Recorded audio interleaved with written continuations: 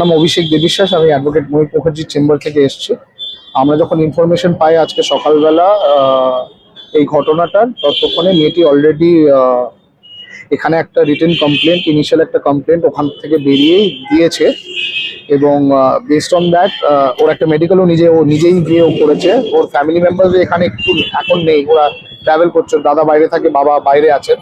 তো নিজে বন্ধু বান্ধবদের সাথে মামার সাথে এসে কমপ্লেনটা ফাইল করেছিল। ঘটনাটা যেটা ঘটেছে 2 তারিখ বিকেলবেলা মেয়েটির কে তার বন্ধু, এই যে অ্যাকিউজড শ্রমিক অধিকারী, সে ডেকে পাঠিয়েছিল। সে বাড়ি শিফট করছে বলে বোধহয়, এবং সে গেছিল এবং সে যখন রাত্রিবেলা বেরিয়ে বাড়ি আসতে চায় তখন তার ফোন নিয়ে নেওয়া হয় এবং সেখান থেকে কোনো কারণে কথা কাটাকাটি হয় এবং তাকে এলোপাতাড়ি মারা শুরু করা হয়।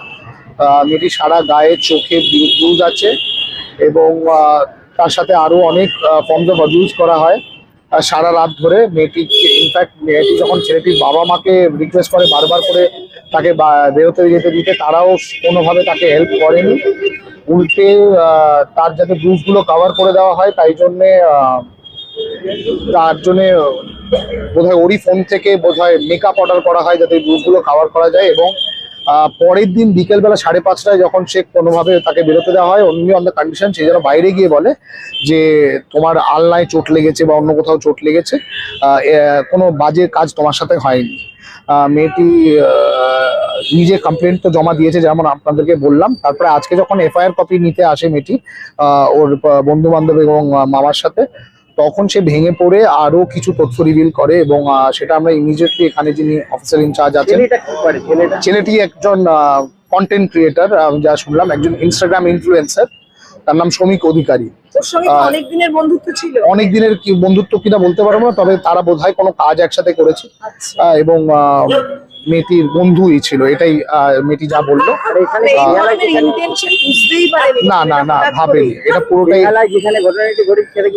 ছেলেটার বাড়িতে, ওটা ওদের মার্লিন 1 বলে কোনো একটা কমপ্লেক্স আছে সিডিটির ওখানে, সেখানে। এবং মেয়েটি আজকে অনেক তথ্য রিভিল করে যেটা আমরা ওসির সাথে মিস্টার সৈকত নেবির সাথে শেয়ার করি। তখন উনি ইমিডিয়েটলি বলেন যে একটা ইন ক্যামেরা একটা ফার্দার স্টেটমেন্ট রেকর্ড করা হোক এবং বেসড অন দ্যাট যা সেকশনস অ্যাড করা হবে, যদি সেখানে সেক্সুয়াল অ্যাবিউজের কোনো ইনগ্রিডিয়েন্ট থাকে। এটা ঘটেছে 2 তারিখ বিকেল থেকে 3 তারিখ বিকেল অবধি, মানে 24 ঘন্টার উপরে মেয়েটিকে আটক করে রাখা হয়েছে। ওই বাড়িতে আঘাতের চিহ্ন স্পষ্ট, চোখের তলায় ব্রুজ আছে, গায়ে পুরো আঁচড়ের দাগ আছে, হাত পায়ে পুরো কালচিতে দাগ আছে।